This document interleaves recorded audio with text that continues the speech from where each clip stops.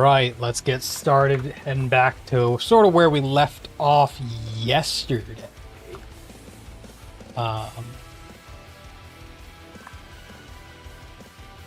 Oh no, what did I do? What did I do? What did I do?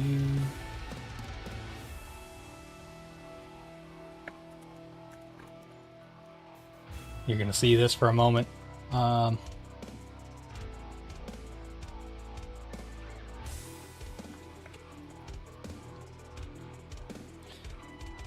Control B, that's what I hit.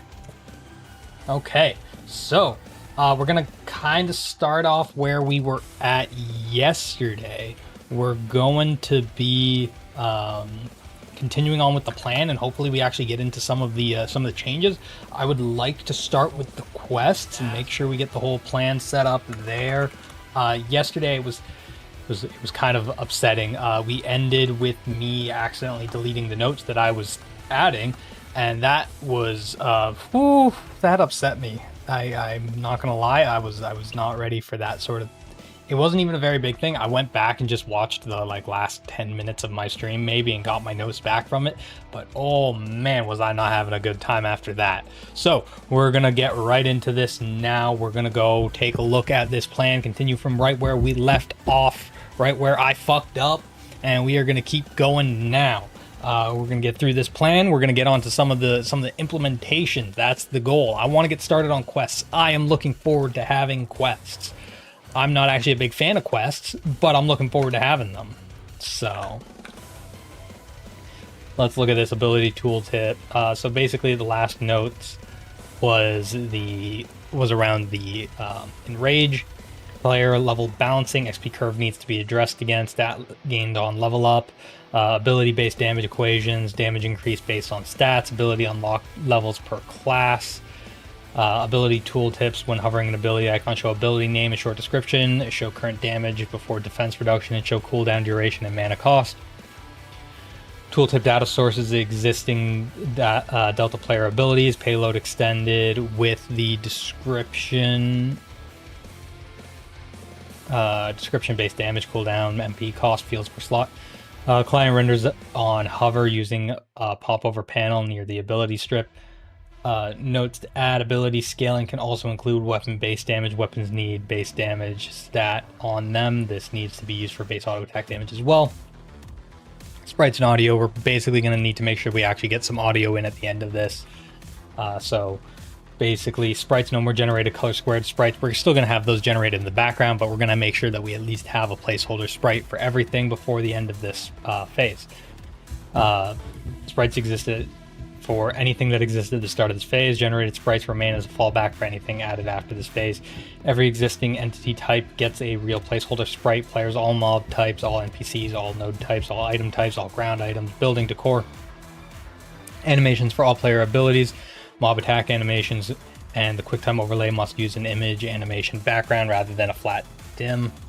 Audio sound effects for ability fire, ability hit, gather, success, fail, footsteps, UI interactions, open panel, close panel, buy, sell, death, level up. Zone ambient music, one zone per group. Looped, we're probably going to use a baseline audio instead and have an ambient music for everywhere. Audio system must support per sound volume mute toggle, no backend latency. Player trading, this is going to be another important one. This is going to allow players to actually interact with each other. Maybe we should also add a player party system. Player A types trade player B in chat. Trade request message appears in player B's chat. Player B clicks the trade request. Both players see two panels. Each player drags an item from their inventory. Either player presses accept. When both have pressed accept, there's a verification screen. Players press accept again.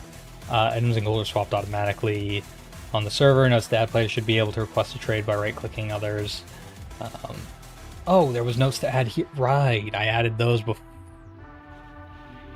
Did I? When did I add these notes to add as well? Ooh, I might have added those last night. I don't actually remember. Constraints: both players must have enough inventory space to receive the incoming items. Quest items cannot be traded. Items are validated server side before the swap. Client cannot forge a trade outcome. Trade can be canceled at any time before both accept second.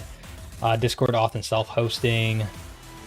Discord login. Add Discord OAuth as a login method alongside or replacing username login. On first Discord login, players select the username used for display in-game. Discord user ID becomes the stable player identity. Username is display only. Reference implementation in the DDID project for the OAuth flow. Use existing resolve player username function. Should abstract over both models. The internal player UUID is unchanged. Self-hosting: define a configuration plan that allows switching between local network and public network hosting at any given time. For testing versus live, document what changes between local and public. Server bind address, client server address, any firewall port rules. Plan should be executable without code changes, only config file differences. Stretch, set up a secondary machine as a hosted server and verify round trip latency. There's not really a stretch, that's kind of just something that's going to need to happen. I do have other machines to use for this, so it's going to happen.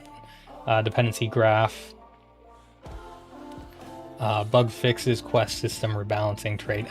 Maybe we won't get the quest system right away. Balancing, trading, auth hosting. Enforce sprites and audio fully independent, parallel with everything. Outstanding questions. What should Discord login replace username login entirely or be an alternative? Okay. 1. Discord login places username login, but must be toggleable from an end file to switch back and forth for testing purposes. Does the trade UI open in world overlay or replace trade UI is an overlay? 3. What is the max number of simultaneous active quests? Max number of any number of quests can be started. The state needs to be tracked. Quest log for the individual quests. 4. Does Quest 3 boss instance use existing orc boss config or a quest specific variant? Quest 3 uses existing orc boss config. Non-scaling mode.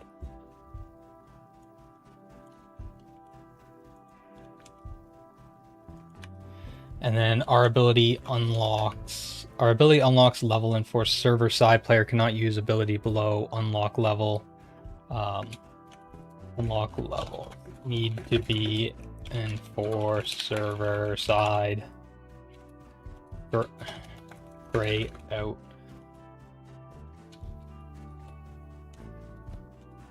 Show empty skill slot until learned.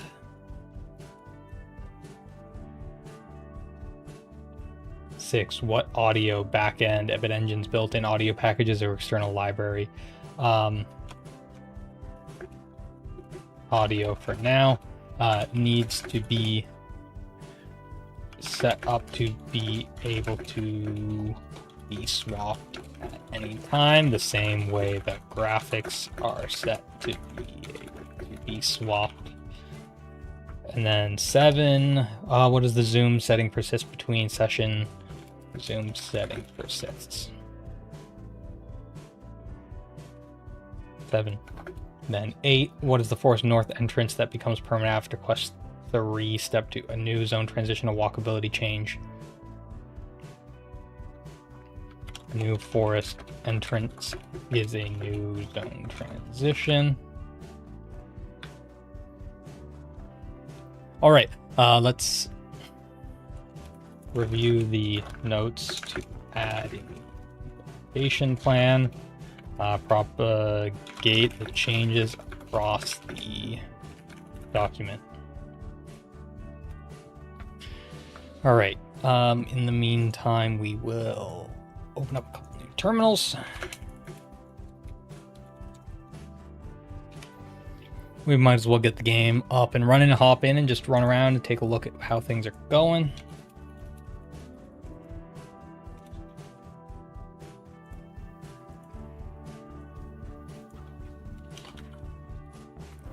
So, for anyone who hasn't seen this, we have our game here. Hop in. I can actually turn the sprites on. So, the quest line is all going to take place right up here. Ooh, we shouldn't really be able to see the forest goblins through the forest. That's something that we might want to address.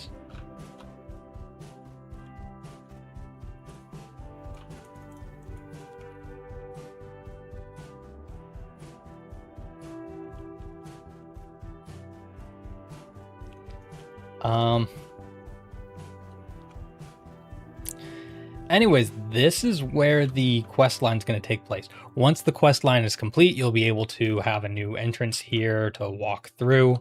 We're going to have to figure out what we're doing about the goblins, though.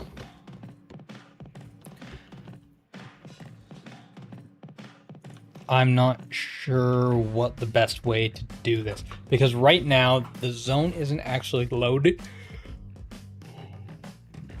So the goblins shouldn't be loaded for the player either. Maybe we should make sure to add this in as a bug fix as well.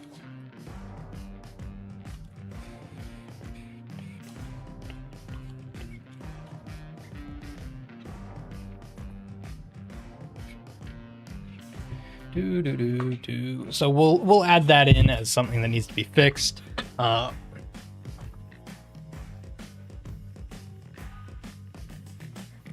Shouldn't take too much effort. What is the best way to handle that? So for one, they already can't walk out. Oh man, I'm tired after work today. Anyways, the good thing is they already can't walk out. That seems to be consistent. That seems to be the case on this. Like if I try to walk up and convince them to walk out, they're not gonna be able to chase me beyond. I don't. Oh my goblins! What the?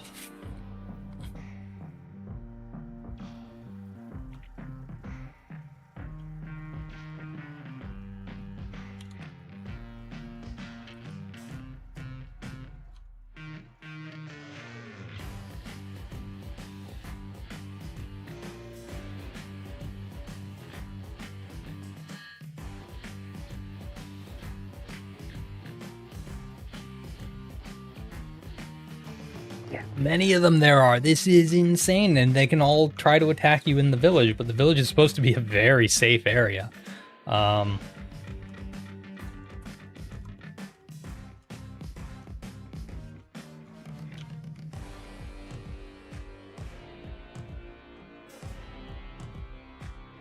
Wait until we get our mana back.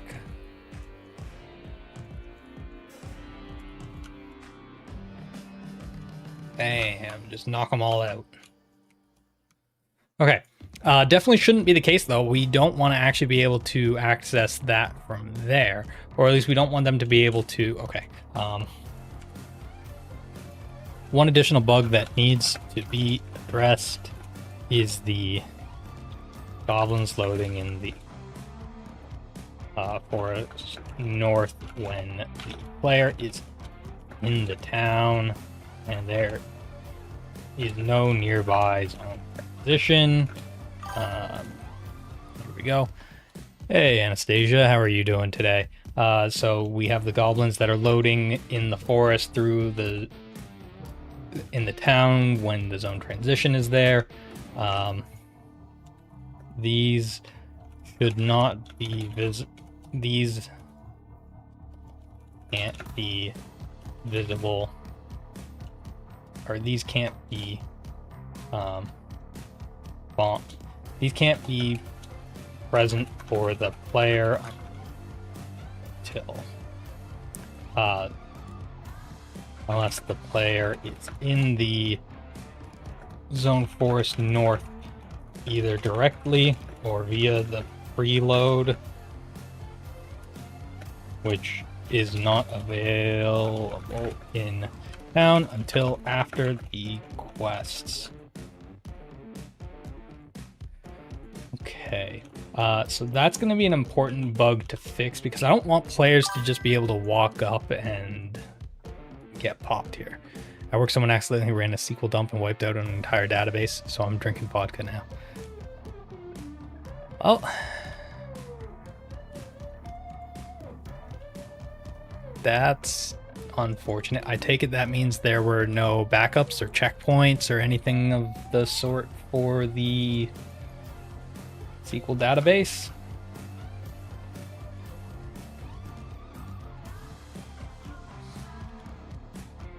Do you at least have any mixer for that vodka? Because the straight vodka sounds a little rough.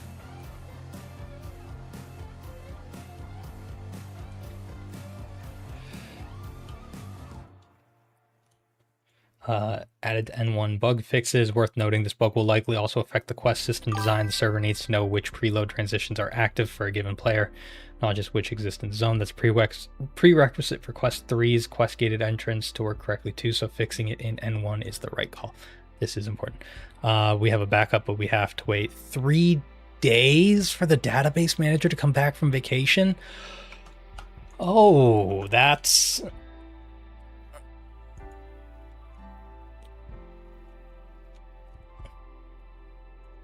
not fun.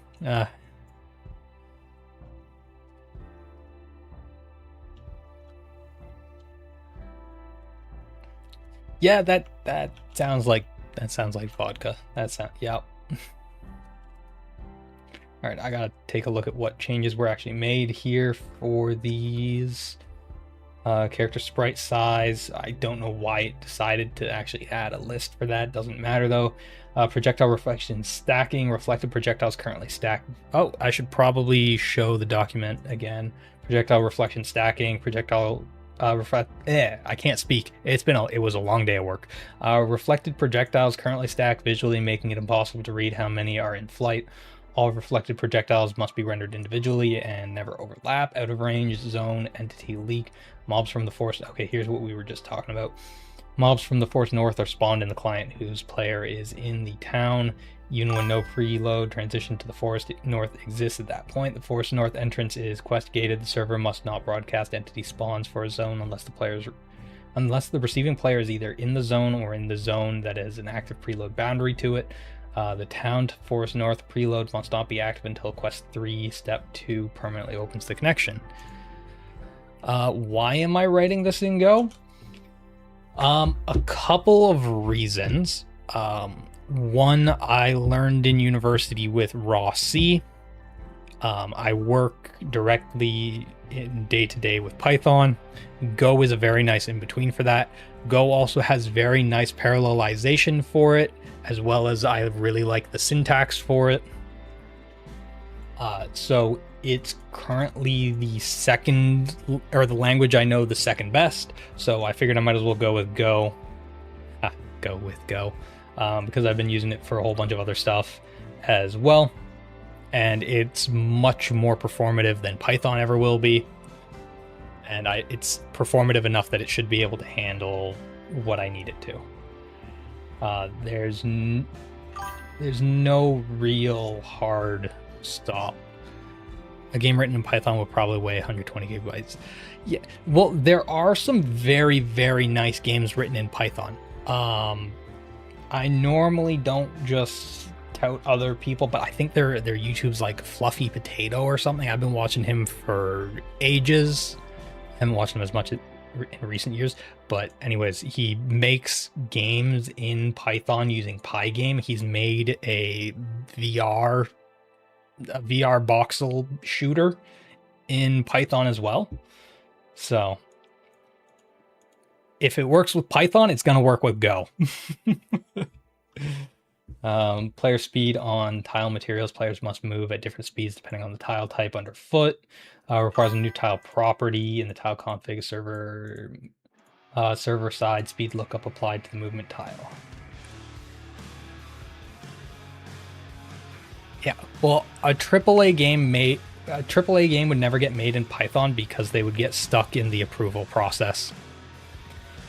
Node size variants, herb and or nodes must support multiple size footprints. Each variant is its own config entry entirely from a base node type. Each variant must be individually placeable. Collision footprint is configurable per variant. Okay. Quest accept reward. Exactly. Okay.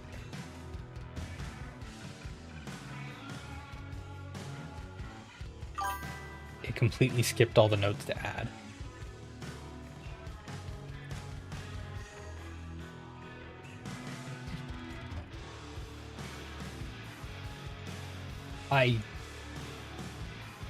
Claude really has gotten lazy.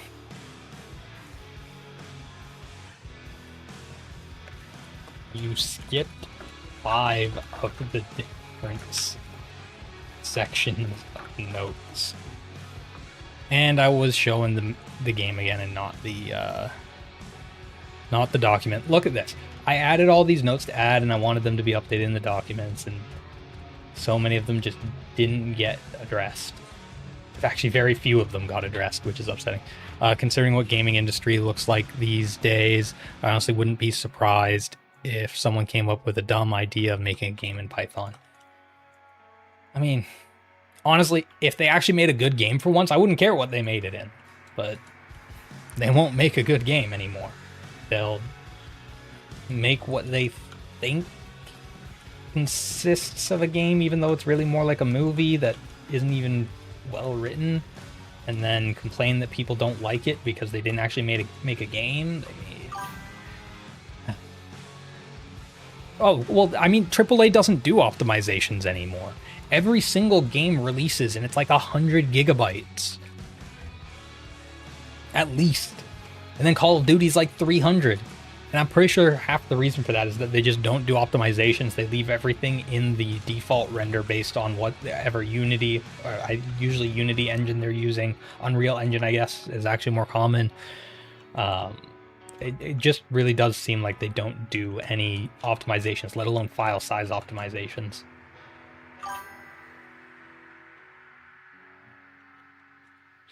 See, I feel like Mortal Kombat is actually a game you could get away with doing in Python, but I don't want to. AAA is going to make it like 150 gigabytes.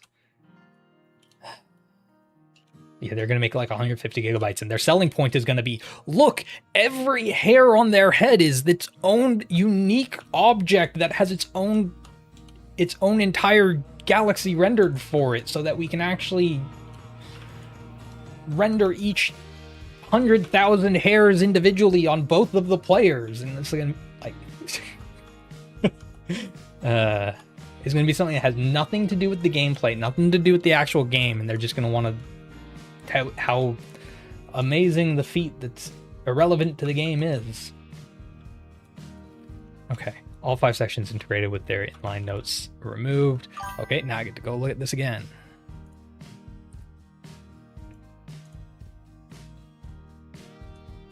Alright, got these here. Yeah, Ubisoft is... I think that... Careful, that Ubisoft is allergic to that word. Where's the... Where's the...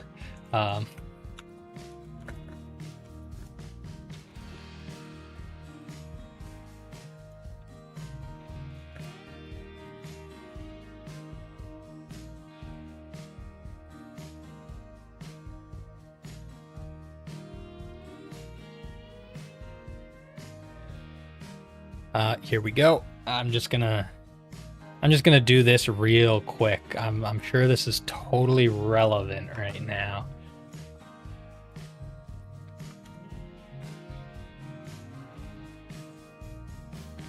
Nope, this is... That's not a solid box. How do you do solid boxes now in Paint? What the... There we go. Can't believe they messed up solid boxes or they messed up Paint in Windows 11. It's really weird.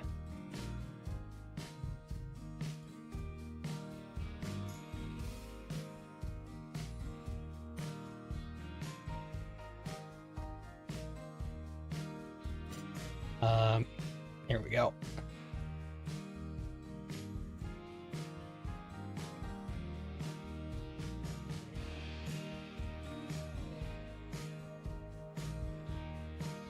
Here we go. Yep, this is definitely gonna work.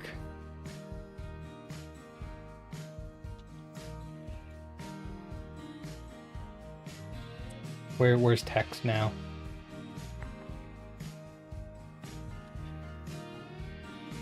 Where's the text? Where's the text? There we go.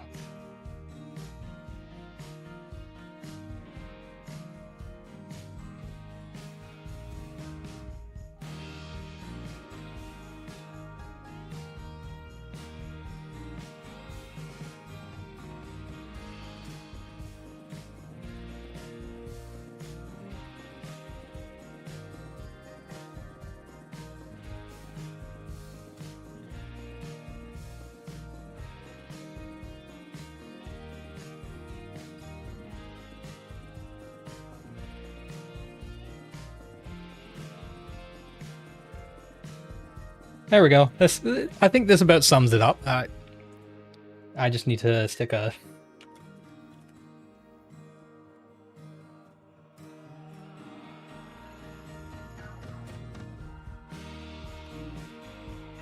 That doesn't render very well. Anyways, this is definitely a very good use of my time. Very, very, very useful. Anyways, back to making sure things actually get created the way that they need to be. Town guards, unnamed, 2 to 3. I can just increase the number of them anyways. Anastasia, thank you for the follow. Much appreciated. Hopefully this goes well with vodka. An unnamed town guard must participate in quest 3, Goblin Wave, the aggro goblins and fight alongside the player. We already have mob aggros, so that should be fine. Boss balancing, add the enrage ability. Okay, I need to make sure that this actually got understood. Add an enrage ability that starts on cooldown from the beginning of the fight. When the cooldown expires, the boss casts it as a self buff, reduces all other ability cooldowns, increases ability damage, restores MP, HP, and enrage is not HP threshold triggered. Fires whenever the ability comes off cooldown, like any other ability would. This requires a new ability config field. Start on cooldown, sure. When set, the ability's cooldown begins ticking from the fight start rather than the first use. This cooldown resets on aggro reset. Here we go, just make sure that gets in there as well. Weapon-based damage, we're adding weapons must have a base damage stat on the item config. Foundation to auto attack. Base damage instead of flat class value. Ability damage scaling also factor in the weapon-based damage where appropriate. Initiating a trade/trade. The only thing I'm really looking for here is this right-click context menu as well. Trade flow, once we already went over this. And then down here, these questions. Why are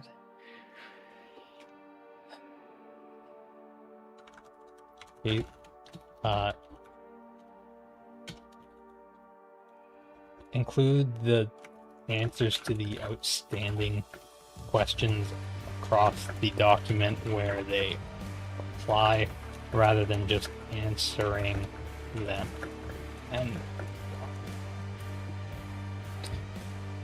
you know, I normally don't like hopping on the bandwagon of, oh, Claude's acting weird after these updates, or Claude's not as good as it used to be with the same model.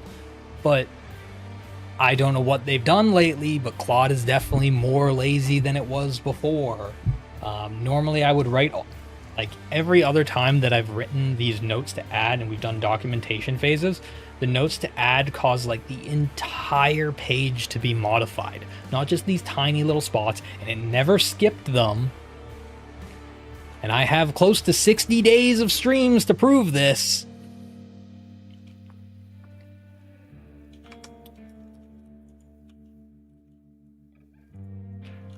One thing I do want to try here. Why can't I target that goblin? Okay, so if I kill a couple of goblins here,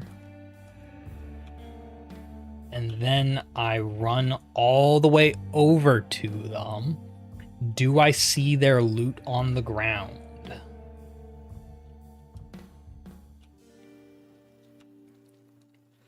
Go, go, run through the forest.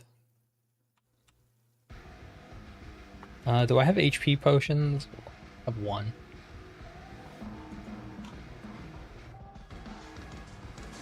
Hopefully I can get there before it resets as well.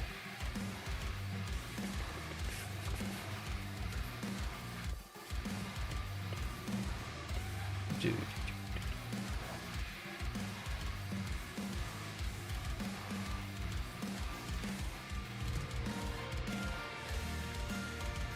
I might need to readdress the melee ability aiming as well. It should probably strike underneath the player, including underneath the player.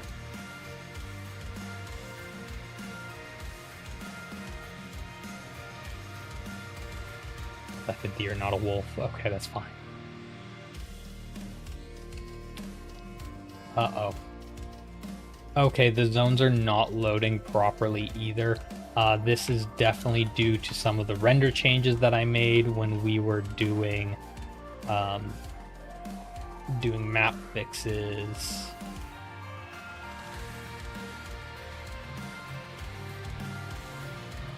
Because this should all be showing out of bounds, but it's not. So I still need to spend some more time on the bug fixes for the cross-zone transfer.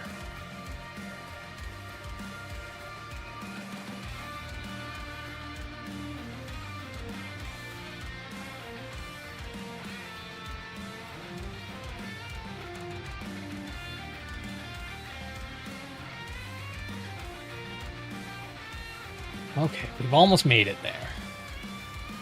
How much? Okay, we don't have much resources, so we can just die to get back to town real easy.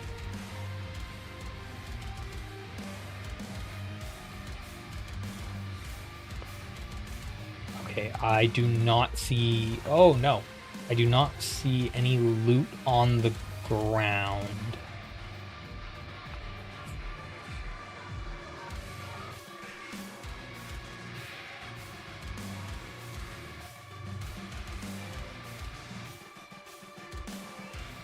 Okay, I'm gonna go take the respawn.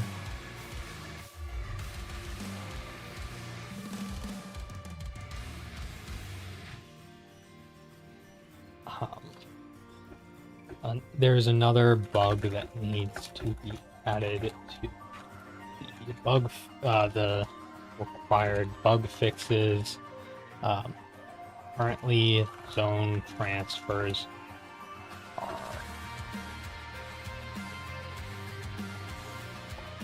some zone transfers are not rendering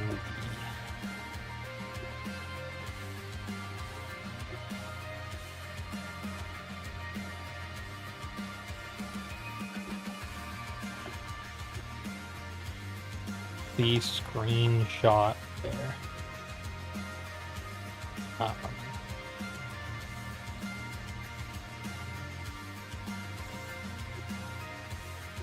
In the okay, so we respawned.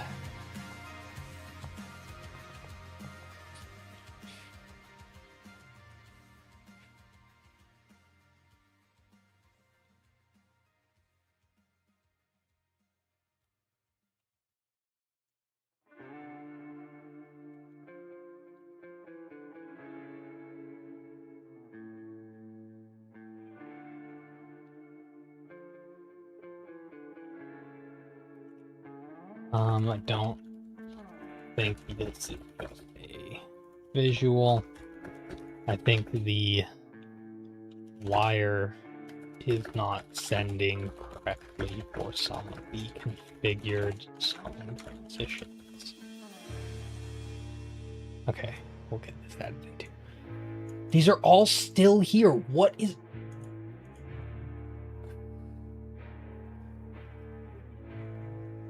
All 6 applicable answers are now embedded in their sections 2, 4.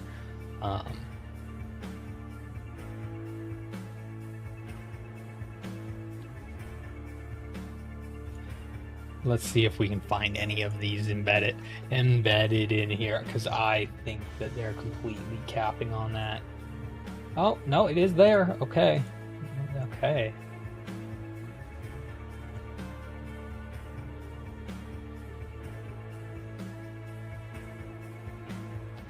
Okay, it did update to include the requirements.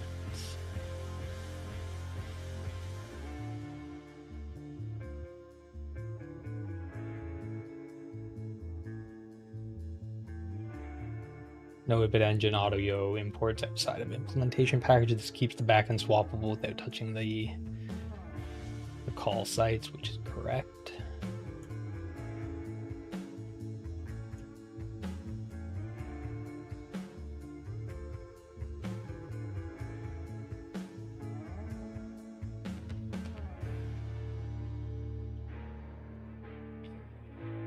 Okay, there's still something weird about how this is interacting.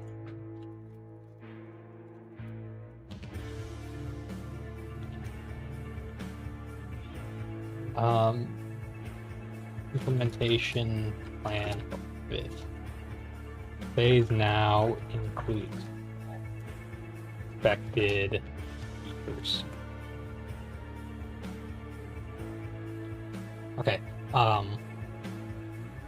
write up a sub phase, write up all of the sub phases based on the implementation plan now. Go into depth on the, or break each section into a full implementation plan. A full sub-phase implementation plan, including the requirements, assumptions, expectations,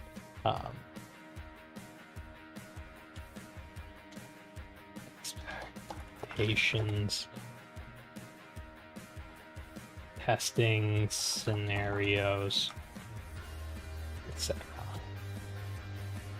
Review the other implementation phases. Implementation sub-phases for a to include. Okay, let's see. I really hope that I don't need to start getting super specific on these prompts, because the entire reason that I've been writing all the documentation for it is to augment the context and enable the correct amount of information to be present at any given time to make the required decisions. Because once we get these sub-phases and once we verify that we're okay with what each of the sub-phases covers, then we need to make sure that we update the actual architecture plans or architecture design documents, make sure that all of the current existing design is included and covered for it as well, and then we can get started on actual implementations.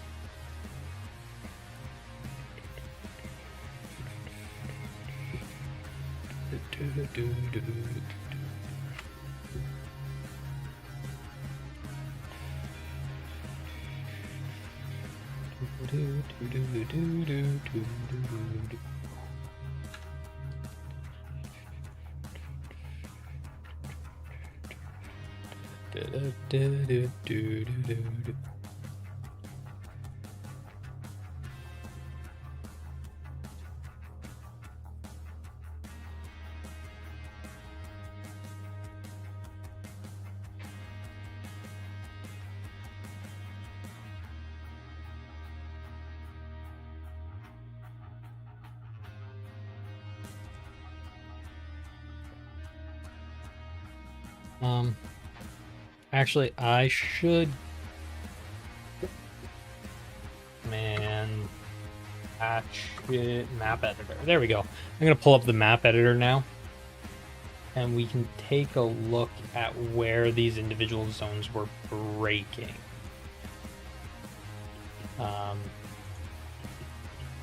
So it seems to have worked fine when going from the town into the forest. Then the forest did not work correct. Okay, looks like it might be missing the zone transition spots. No, because that means that this one should have been fine, but it wasn't.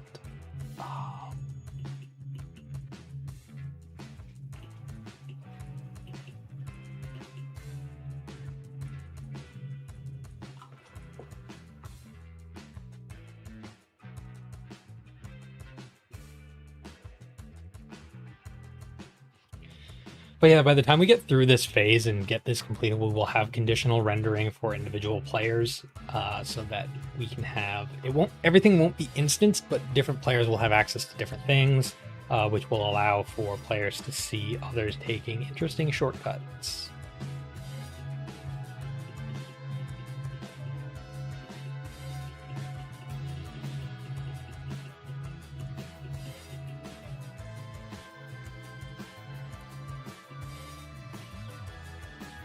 Where is T?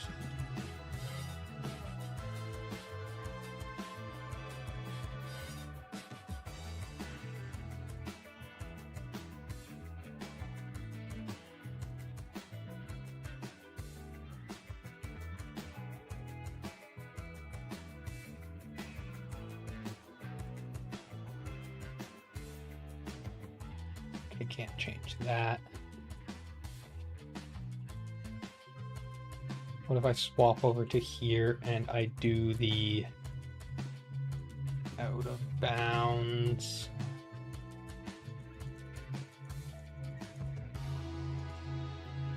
Shore decor.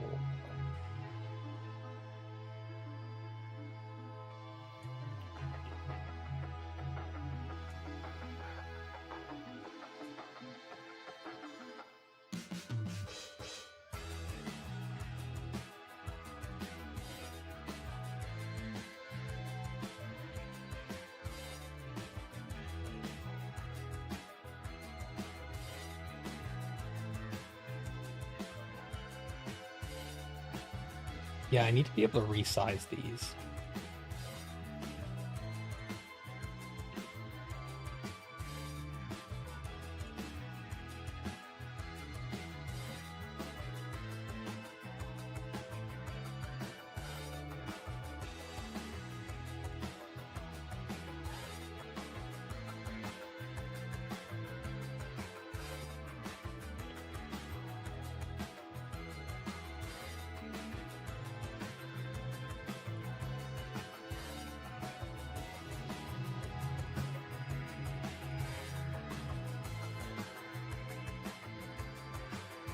So I'm going to set those, close this. I'm going to restart this shortly. But first, I need to go into the data, zones, beach zone.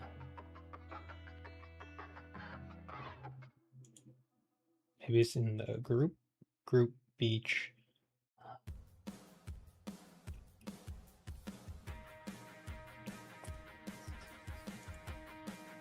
No.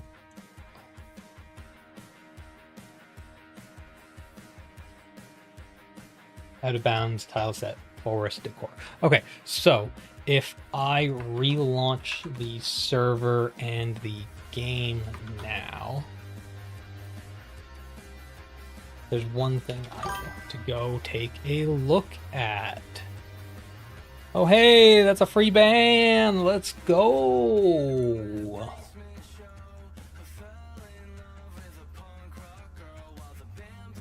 Right, gonna run over to the beach now. We should see different out of bounds tile sets over at the beach now. Oh wait, no, we can't run over that. I forgot I actually put walls on that. That's funny. I apparently can't remember what... well, actually, that was over a week ago that I would have put that there.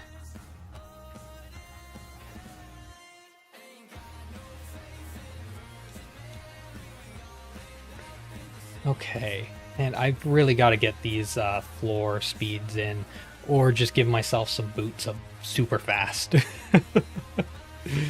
The boots is probably a better idea.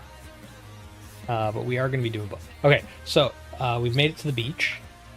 We can see that the out of bounds is still definitely rendering as... the out of bounds is still definitely rendering as the forest over here. So we can see the bushes, the trees, and the rocks. So if I head over to... I'm going to avoid that barrier because things break currently until we address some of this, the bug fixes. Now, if I head over here into the water,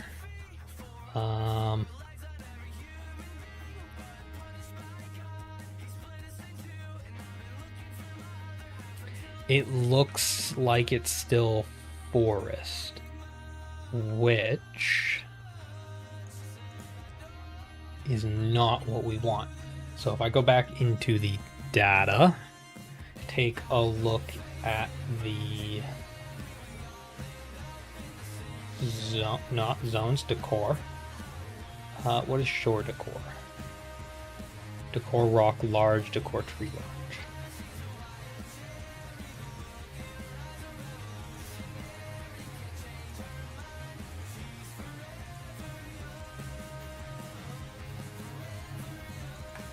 I want it to be rock large, rock small for now.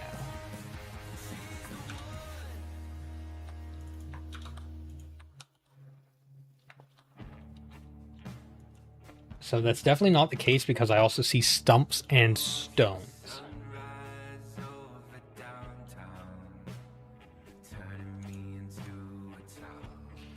So if I were to restart...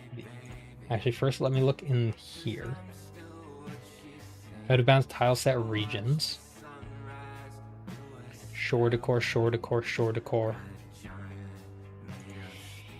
Maybe it just needs to be rebooted. I doubt that's actually the case here, but I'm still going to try.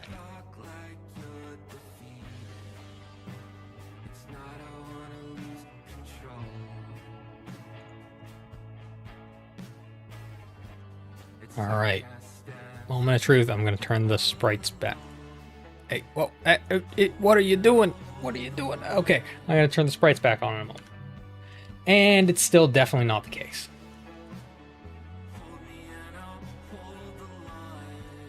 What about the map editor? Does it still show?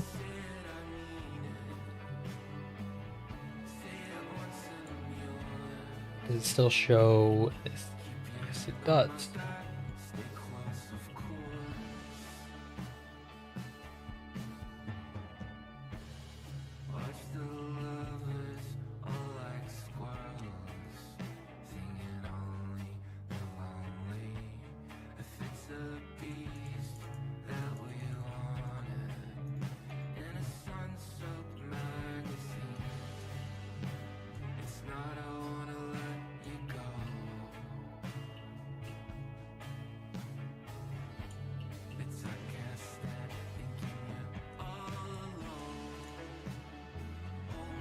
Okay, it's definitely showing what's out of bounds, not actually allowing it to overwrite on the boundaries. So now we will just reboot this again. Just want to double check the map editor.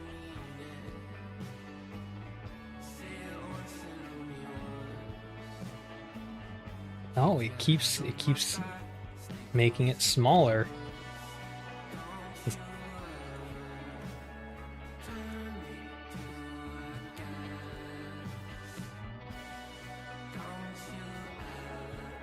Okay, so we're going to have to address the out-of-bounds decor issues.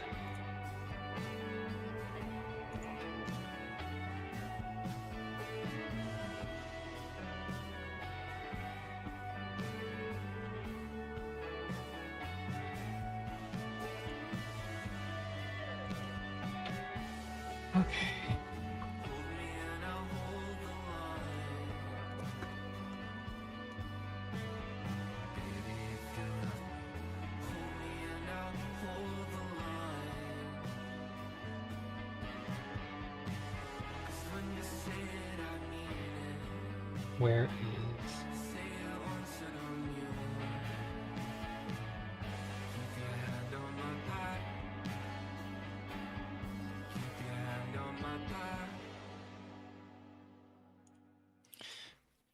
Where is get discard changes on one specific file / folder?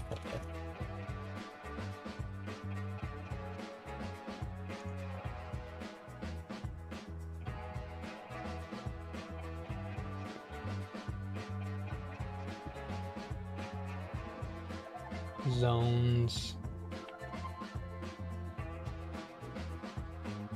Get store. There we go.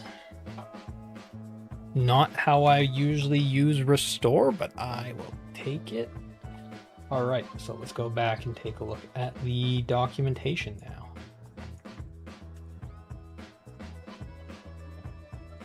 Here we go. We're gonna skim through these a little bit, and then I will probably be calling it there once we've gone through. Once we've gone through as much as I can bear to read. So, bug fixes and editor polish. Oh,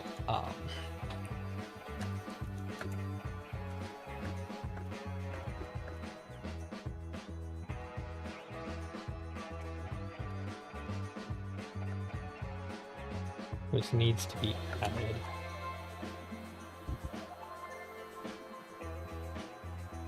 The out of bounds different file sets.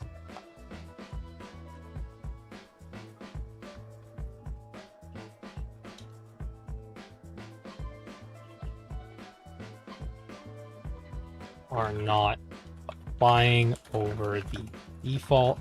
The default is taking priority. Also, the different decor sets are not applying over the default. The default is taking priority. The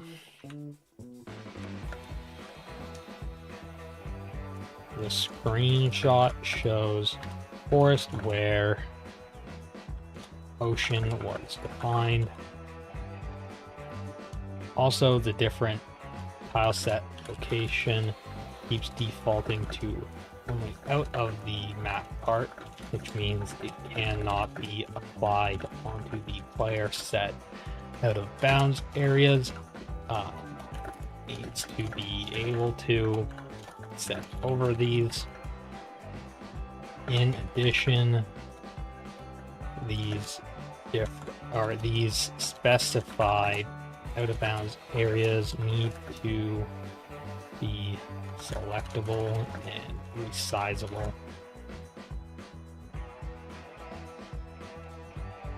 Selectable, resizable, delete them. Currently they are after placing, but not after reloading the editor. Add this to the implementation plan and update the N1 doc. So we'll take a look at the N2 because I actually care about this more than all of the other ones. So currently we have we're going to be looking at the quest system. So we need to get the stable base. We have the existing dialogue NPC system and existing inventory item system. This blocks nothing. Oh, speaking. Anyways, goal, introduce a full quest system and implement the 3-quest town defense quest line that serves as the game's tutorial. The quest line introduces the town NPCs, adjacent zones, boss combat, and ability modifications in a structured sequence. By the end of the quest line, the player has met all of the key town NPCs, explored Forest North, defeated the orc boss in a private instance, and permanently opened the Forest North zone entrance. Decisions, answers. Simultaneous quest cap, no cap. Any number of quests can be active at once. Each is tracked independently. Quest persistence, stored in the player's save record. Survives disconnect, reconnect, the server restart. Quest. So I'm concerned by the question or decision answers that it's putting here. They're very opaque and non-granular. Like for example, stored in the player's save record. How are they stored? I personally want this to have a quest ID and quest step ID so that it can be recreated from the save and save as minimal amounts of data. I don't want this to be a very verbose save. Survives disconnect, reconnect, and server restart. Quest steps, server authority, all step completions validated in advanced server side. Client cannot forge step completion. Quest only item removal removed from inventory automatically when the quest that issued them completes or fails. Cannot be dropped, sold, or traded. Player instance tech. Separate in-memory zone instance scoped to one player. Boss runs at Gen 0. Non-scaling mode. Instance is torn down on boss kill or player disconnect from instance. Quest 3 boss config. Existing orc boss config in static mode. No quest specific variant. Force North entrance. A new permanent zone transition is written to the zone config file when quest 3 step 2 completes.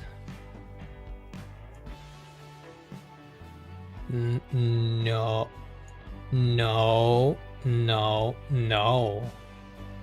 No, this is very incorrect. Quest log UI placement, new HUD table alongside the existing skill inventory tabs. Reward pop-up displayed immediately after the quest complete. NPC dialogue.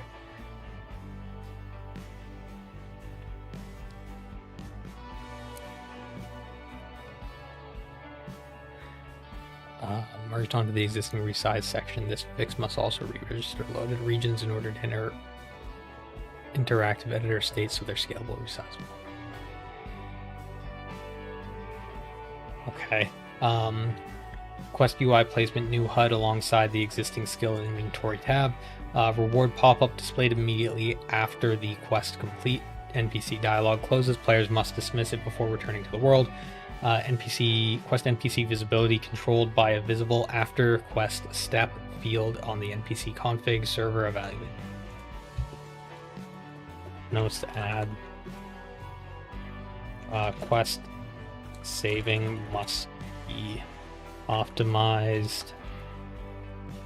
This can be accomplished with quest ID integers and quest names and quest step integers to map to a quest config file step quest that the player is on, rather than saving specific quest data. Forest North entrance.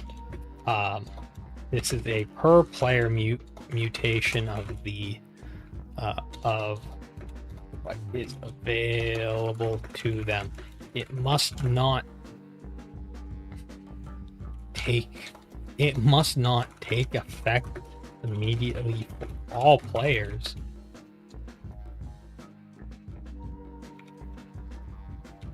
Must not take effect immediately for all players. Must be predefined in the zone config, just with a requirement. The completed quest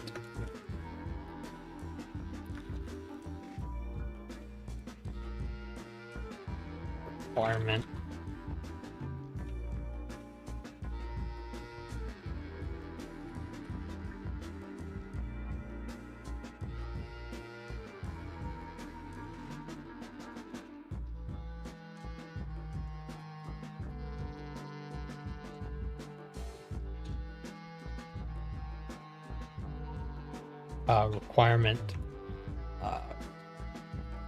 player has quest name after step X. This needs to be optimized similar to saving quest status. Okay, so current state NPC dialogue system exists. Dialogue trees are defined in NPC config JSON. No quest state tracking anywhere in the codebase. No per player instance zones. No quest only item flags. NPCs are globally visible to all players regardless of quest state. Zone transitions are static. Config no runtime modifications. Scope quest data system. One JSON file per quest in data quests. So here, title, description, requirements, steps.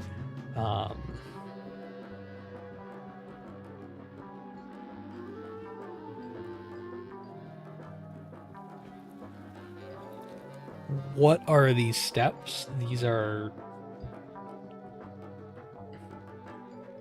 interesting. Step types: interact, collect item, defeat entity, visit location, enter zone. Quest server state. Server tracks per player quest state and player session, persisted in the save record under quests, loaded on login, saved on every heartbeat. Quest log UI. So yeah, again, this doesn't talk about how the quests need to be saved at all, even though we have even though we do have a good way to save these. We're probably going to want to iterate on these a little bit and make sure that they're actually configured in a reasonable way. Quest log UI, new HUD tab, 3 sections, active, available, completed. Active all quests currently in progress. Each shows title and current step text. Available quests the player meets requirements for but has not started.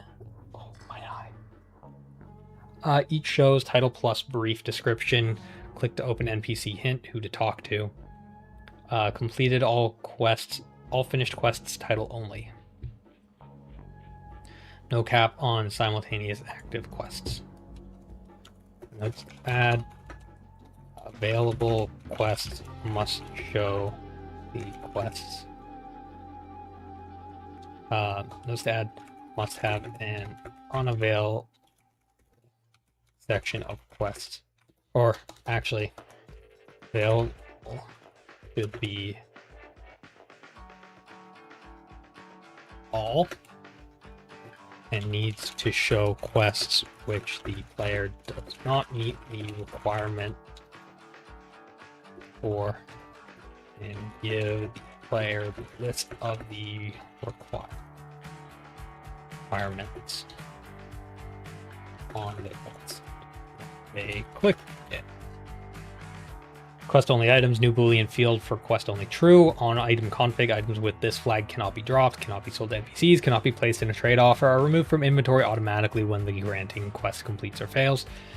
Quest NPC visibility gating, new optional field on NPC config, visible after quest step, quest ID, step ID. This is terrible. The server evaluates this per player when building NPC spawn payload. An NPC with this field is not included in the Delta spawn for a player who has not reached that step. Quest gated zone access. Notes to add. NPC must also be prevented from spawning. Quest only NPCs must also be prevented from spawning after the quest for the player. From showing after the quest for the player as well. Quest gated zone access, zone transition support a new optional field. Quest ID, step ID. Transition with this field is not sent to the client, and the server does not process crossing it until the specified quest step is completed. When that step completes, the transition is written permanently to the zone config file. It becomes a normal transition from that point forward. No.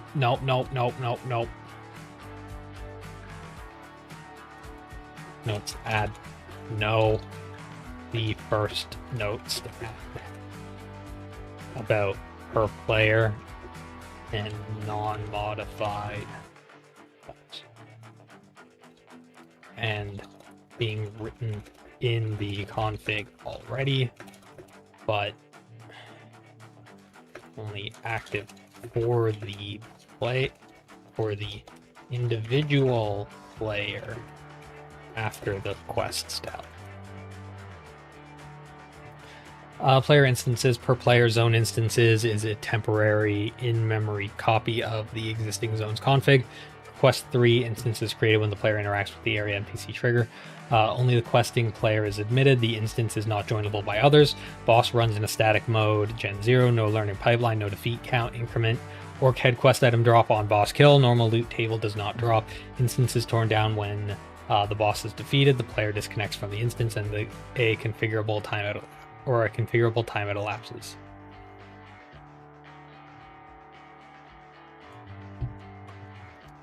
Notes to add: instance teardown needs to place player outside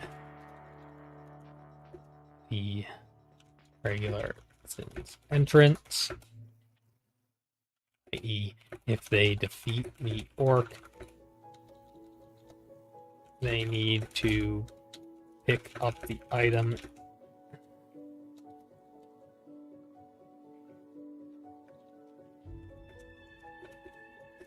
need to remain in the instance until they leave manually.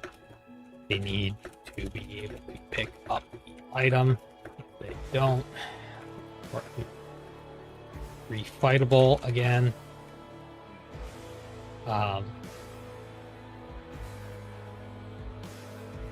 If they disconnect in the fight, they must not be loaded into the map, into the regular orc zone. Okay, quest accept reward flow. The player interacts with the quest giver NPC dialogue tree offers the quest. Player selects accept in the dialogue, sent to the server. Server validates requirements, marks quest active, and the player sends Delta quest update on the final step completion. Server marks quest complete, grants rewards, gold items, XP, sends the Delta quest complete. Client closes the world and shows the reward pop-up panel. Items, icons, quantities, gold, amount, XP gained. Player dismisses the pop-up and returns to normal play. Town defense quest line, quest 1, supply the troops, requirements none, steps, interact with the banker, guild NPC, jack, herbalist, blacksmith, and return all 5 packages to the town guard. 100 gold HP salve, MP potion, scout forest, visit location marker A in forest north, visit location marker B, C, these are going to be different. Observe orc commander, interact with the orc commander NPC, spawns after all 3 markers visited. Notes to add: steps need to be interact with footprints in forest south.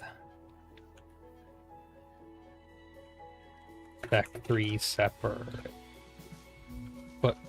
sets of footprints in zone forest mid. Inspect dead goblin in zone forest north. 2 dead goblins.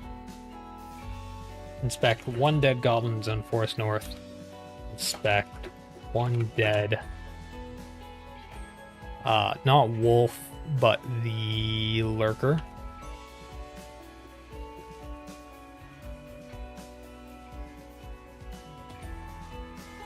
Then and return to town.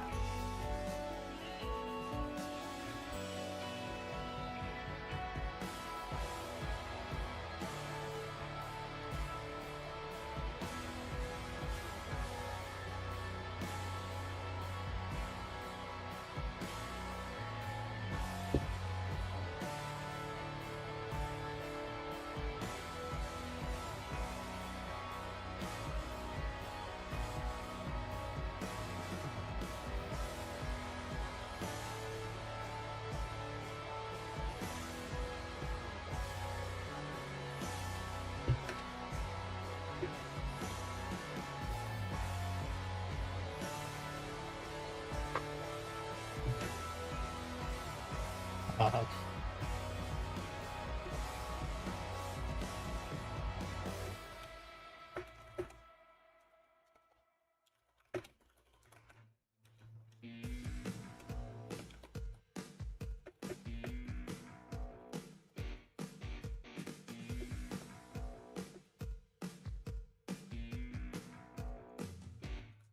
Many goblins.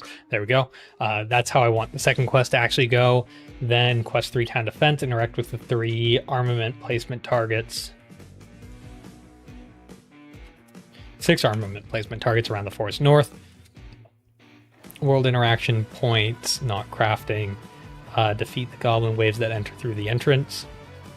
Standard goblins, fixed count, unnamed town guards fight alongside the player.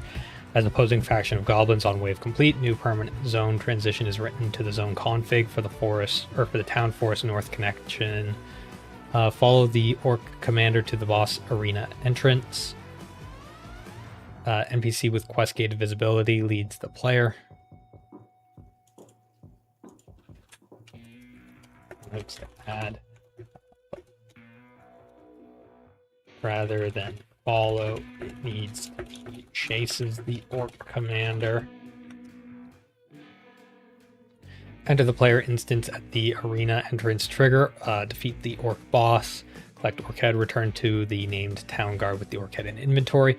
New NPCs needed is the named town guard, the unnamed town guards, the orc commander, the armament target, and the goblin wave.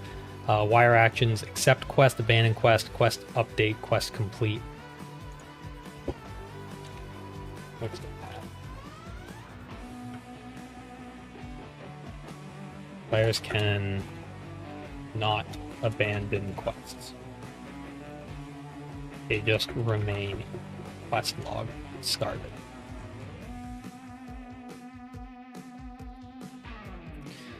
Files to create, files to modify, implementation order, wire types and server, accept action, step evaluation, step evaluator. Quest only item flag, quest NPC visibility, quest gated zone, quest 1 data, quest 2 data, reward grant. Okay, verification is basically I go and do the quests. Let's be real, that's the verification.